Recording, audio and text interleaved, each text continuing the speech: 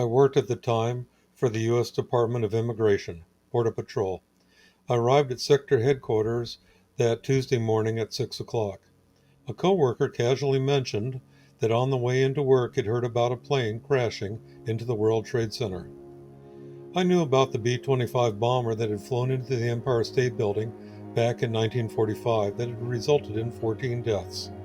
I remarked that hopefully the building was not yet full of people, so that the injury toll might be low.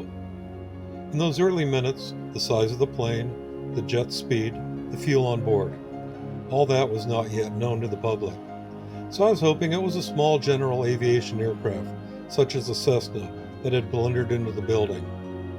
I was walking with my coffee over to where I worked when a second employee breathlessly told me that I had to come to the break room. I looked around and realized that we were the only two people within shouting distance.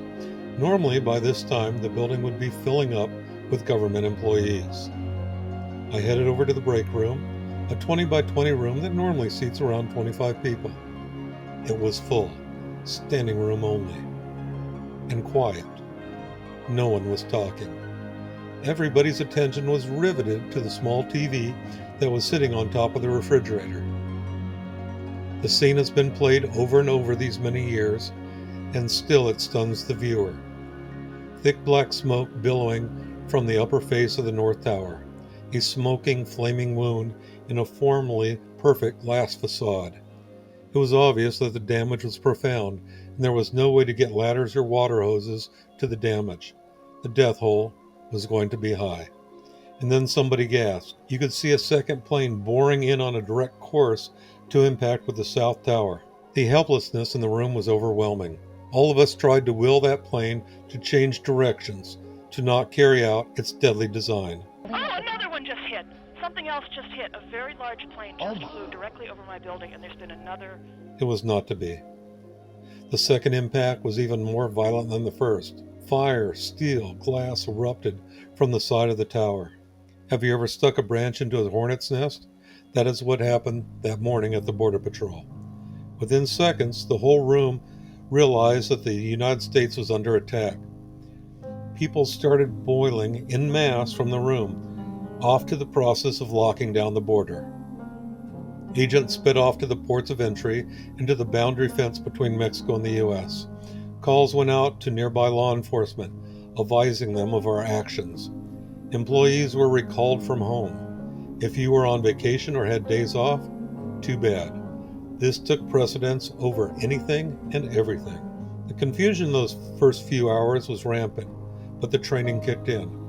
Our organization, along with many other government organizations, had a continuity of operations procedure that was originally designed for natural disasters.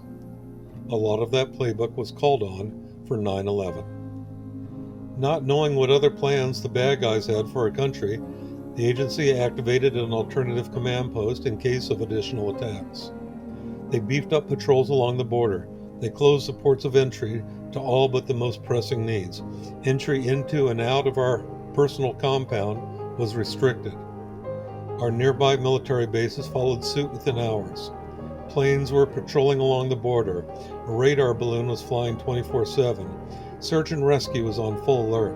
Checkpoints in and out of our area were activated. Other law enforcement agencies also swung into action. Boats were put into the river. Patrols were increased. Off-duty personnel were called in. You can't call it chaos. Within a very short time, most everyone knew what was expected of them in the short term. For the next month or two, things would stay really tense for everyone concerned.